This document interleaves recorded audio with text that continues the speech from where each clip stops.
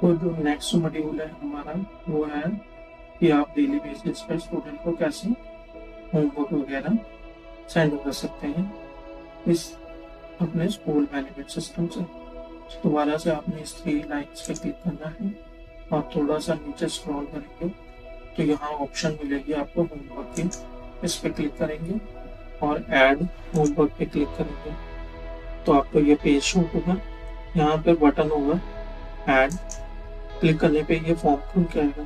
तो इसमें आपने अपनी क्लास सेलेक्ट करनी है। याद रखें आपको इस लिस्ट में सिर्फ वही क्लासेस दिखेगी जिस क्लास में आपका टाइम टेबल बना हुआ है या आप जिस क्लास में जो सब्जेक्ट पढ़ा रहे हैं। एज ए क्लास इंचार्ज आपको उस क्लास के सभी सब्जेक्ट दिख रहे होंगे। तो और अगर आप उस क्लास के इंचार्ज नहीं हो तो आपको सिर्फ आपके अपने खुद के ही सब्जेक्ट दिखेंगे। तो अब हमने क्लास सेलेक्ट किया, सेक्शन सेलेक्ट किया, उस क्लास का सब्जेक्ट ग्रुप सेलेक्ट करना है और उसमें से सब्जेक्ट। तो एज ए टीचर मेरे को ये सब्जेक्ट असाइन है इस क्लास में, तभी मेरे को ये सभी सब्जेक्ट दिख रहे हैं। पर आपके केस में क्या होगा, अगर आप क्लास इंचार्ज नहीं हो तो आपको सिर्फ आपके ही सब्जेक्ट यहाँ पर शो होंगे। तो जैसे मैं इंग्लिश का होमवर्क देना चाहता हूँ, होमवर्क आज दिया है, ठीक है, कल कब सबमिट करवाना है बच्चे ने, नेक्स्ट डे सबमिट करवाना है। अगर आपके पास कोई अटैचमेंट फाइल है, मतलब क्या करवाया गया है, अगर कोई पिक वगैरह है तो आप यहाँ पर अटैच कर सकते हैं। अदरवाइज डिस्क्रिप्शन में आपने लिख देना है होमवर्क। याद रखें जिस भी फील्ड के आगे में ये स्टार बने हुए हैं वो कंपल्सरी फील्ड है, तो डिस्क्रिप्शन में आपको लिखना जरूरी है। तो जैसे मैं लिख रहा हूँ okay chapter 3 done in class, तो ये मैंने डिस्क्रिप्शन में लिख दिया कि क्या कराया है आज। आपने डिटेल में लिख देना है जो भी है, लिख के आपने इसको सेव कर देना। तो जैसे ही आप सेव करोगे ये क्या होगा, क्लास 1 के ए सेक्शन के सभी बच्चों को यह होमवर्क उनके वेब पोर्टल के अंदर में शो होना शुरू हो जाएगा। मैं आपको दिखा देता हूँ। जब आपका होमवर्क सेव हो जाएगा तो आपने कैसे चेक करना है, तो आपने यहाँ पर क्लास, सेक्शन, सब्जेक्ट ग्रुप और सब्जेक्ट सिलेक्ट करके सर्च कर देना।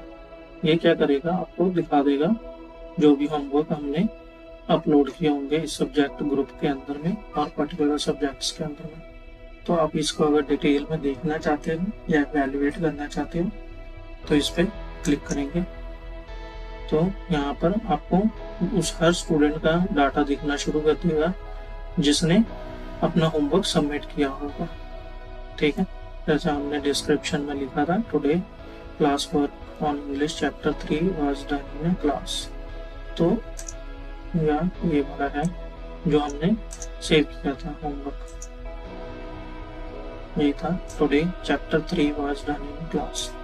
तो ये क्या है, ये होमवर्क चला गया है। अब यहाँ पर तब बच्चों के नाम दिखने शुरू होंगे जो बच्चे अपना होमवर्क सबमिट करेंगे। तो सबमिशन डेट हमने 19 दे रखी है, यानी कि नेक्स्ट डे। तो आप उसको फिर एवेल्युएट कर सकते हो यहाँ पर 19 डेट सेलेक्ट करके और सेव कर देंगे। तो इस तरीके से क्या हो रहा है, ये जैसे क्लोज में दिखा देता हूँ आपको, ये कुछ होमवर्क है। तो यहाँ पर हम गए, ये बच्चे ने अपना होमवर्क अपलोड किया है तो इस पर डन, उसने अपनी तरफ से डन दिखा दिया है।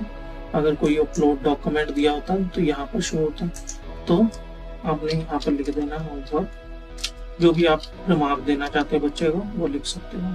होमवर्क मैं सिंपली लिख देता हूँ और मैं इसको सेव कर देता हूँ। तो क्या होगा, जो हमारी लिस्ट है बाहर में वहां पर ये प्रॉपर शो करेगा कि इस टीचर ने इस होमवर्क को इवेलुएट कर लिया है और बच्चे को भी एक प्रॉपर नोटिफिकेशन जाएगा कि उसका होमवर्क चेक हो गया है।